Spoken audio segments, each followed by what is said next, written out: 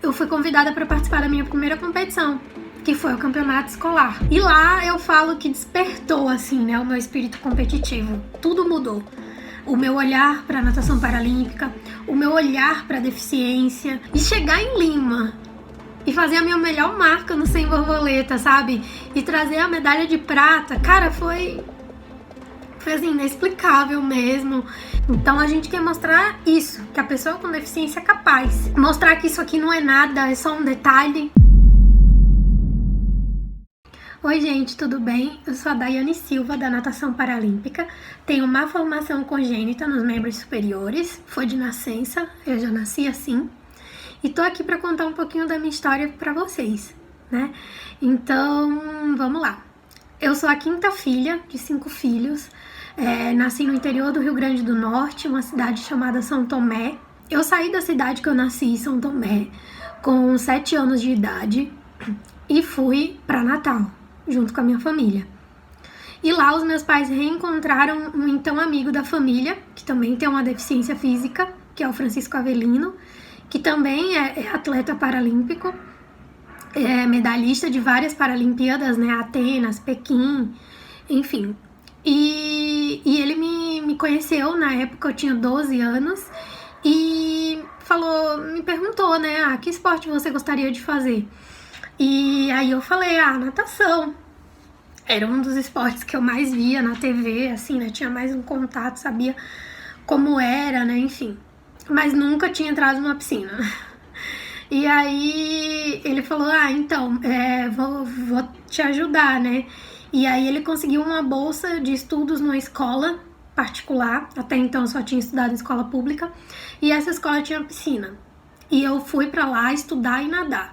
Então eu já fui com a intenção realmente de competir, né? Comecei aquele início de aprender, de ter o primeiro contato com a água. E foi muito difícil, porque eu tinha muita dificuldade por causa da deficiência, então eu tinha muita falta de equilíbrio na água, né, do corpo se equilibrar na água, então foi muito difícil. E nesse início, principalmente por causa das dificuldades, eu não gostava. Eu falava, nossa, eu não quero, né? E a minha mãe, como toda boa mãe, dava aquele empurrãozinho, não, você vai sim, você vai sim. Porque a escola era muito boa e para continuar estudando eu precisava nadar. Depois desse começo, eu fui convidada para participar da minha primeira competição, que foi o campeonato escolar, no ano de 2006. E lá eu consegui as minhas 2 primeiras medalhas, que foram 2 medalhas de prata. E lá eu falo que despertou, assim, né, o meu espírito competitivo. Tudo mudou. O meu olhar para a natação paralímpica, o meu olhar para a deficiência. Eu pude ver que ali eu poderia sim me tornar atleta profissional. Fui alcançando meus títulos, fui construindo a minha carreira a partir de então. Quando eu morava no Rio Grande do Norte, em Natal, a infraestrutura não era adequada. Por isso, quando eu recebi o convite para treinar fora, né, para treinar em outro estado, em outra cidade, eu de pronto aceitei, porque realmente a infraestrutura do meu estado não comportava, né? E não atendia ao que eu precisava naquele momento. O Paralímpico ele ainda tem muito essa falta da mídia, essa falta do apoio financeiro, de empresas quererem o nome de um atleta paralímpico ligado a ela. Além disso, a mídia precisa ter uma cobertura melhor do esporte paralímpico. Hoje existem poucos canais que divulgam o esporte paralímpico, que divulgam os atletas paralímpicos. E o que a gente mais quer hoje é mostrar, não só para a mídia, enfim, mas para a sociedade, o quanto o atleta paralímpico ele é um atleta de alto rendimento igual a qualquer outro atleta olímpico.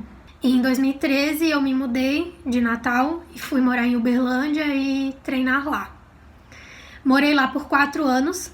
Então foi muito difícil para os meus pais me deixarem sair de casa com 20 anos, com uma deficiência, né?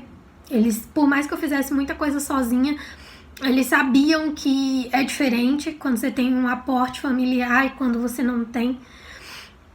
Mas, então foi difícil para o meu pai deixar nos primeiros momentos, mas depois ele acabou me apoiando. Eu bati o recorde brasileiro de outra prova, que foi o 100 costas, que são as provas que eu detenho o recorde até hoje. Bati novamente esses recordes, né? Melhorei essas marcas em 2015, mas essas marcas permanecem até hoje. Estou lutando para batê-las. 2015 veio Toronto, né? Que foi uma das competições mais emocionantes da minha vida. Que eu fui recordista brasileira, recordista pan-americana, né? Bati o recorde da competição lá. Então foi incrível.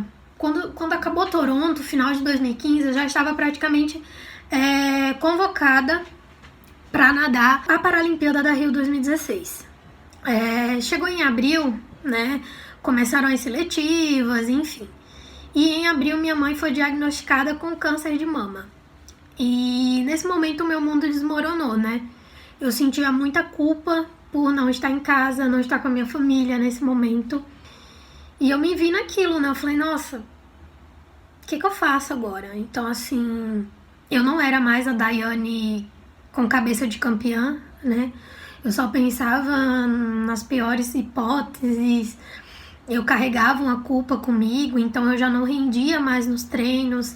Eu não conseguia competir bem. Então veio a primeira seletiva, eu nadei muito mal. Veio a segunda seletiva, eu novamente nadei muito mal, né? E, enfim, chegou o momento que eu falei, eu não quero mais, né? Depois que eu não consegui a vaga para Rio 2016, falei, eu não quero mais, eu quero cuidar da minha mãe. Pedi demissão do clube e fui embora. E fiquei por 4 meses morando em Natal com a minha mãe, dando todo o suporte emocional que eu poderia. Eu fiquei com a minha família, eu pensei em desistir, eu não queria mais nadar diante da frustração de não estar na Paralimpíada. E depois desses 4 meses, o então head coach da seleção brasileira, o Leonardo Tomazello, me chamou para estar integrando a equipe do Centro de Treinamento Paralímpico aqui em São Paulo. E quando foi início de 2017, eu me mudei para São Paulo, né? E falei, não, vou recomeçar. Eu não vou desistir. Depois do convite, eu vi o quanto eu tenho e tinha, né? A minha importância no cenário nacional do esporte paralímpico. Então, eu falei, e eu já sentia muita falta, né? A gente sente muita falta. Então, eu falei assim, não, eu vou voltar e vou dar o meu melhor e vou recomeçar. Foi isso que eu fiz e foi a melhor decisão da minha vida. Depois que eu cheguei em São Paulo, eu passei por muita dificuldade financeira, porque eu fiquei parada, então eu não tinha patrocínio, não tinha clube, eu não tinha nada. Então, foram momentos muito difíceis, eu tive que ter muita resiliência, muita fé também. 2 anos depois da minha mudança, eu consegui um índice super difícil, uma marca super difícil, que foi a marca para os Jogos Pan-Americanos de Lima do ano passado. Então, assim, o dia que eu alcancei o índice, eu pulava em cima de todo mundo, eu gritava, muita gente chorou comigo, porque muita gente viveu os momentos difíceis comigo. E chegar em Lima e fazer a minha melhor marca no 100 borboleta, sabe? E trazer a medalha de prata, cara, foi assim, inexplicável mesmo. Eu vibrei pra caramba, muita gente pulou, gritou junto comigo. O aprendizado que a gente tira de tudo isso é que, cara, as coisas ruins vão acontecer, as dificuldades sempre vão existir, mas você tem que encontrar o caminho de sobressair, sabe? De enfrentar, seja como for. Tudo que a gente mais quer é ter acho que não é nem tanto a questão da visibilidade, é mostrar para as pessoas com deficiência que estão em casa, que estão resguardadas, que elas podem sim ser muito mais do que elas pensam, que elas podem alcançar lugares inacreditáveis, sabe? Que elas podem viver emoções incríveis, assim como nós. E não só sendo atleta, mas sendo modelo, entrando aí no mercado de trabalho, nas mais diversas profissões. Então a gente quer mostrar isso, que a pessoa com deficiência é capaz. Então, assim, através dos nossos resultados, das nossas conquistas, através da visibilidade, essa cobertura midiática, que a gente quer trazer mais pessoas com deficiência para o nosso lado, mostrar que isso aqui não é nada, é só um detalhe, né? E fazer com que as pessoas realmente saiam de casa, dê a cara a tapa e falem, sociedade, eu tô aqui, E eu sou tão normal quanto qualquer outra pessoa. Tell us what you think about this video and don't forget to like, share and subscribe.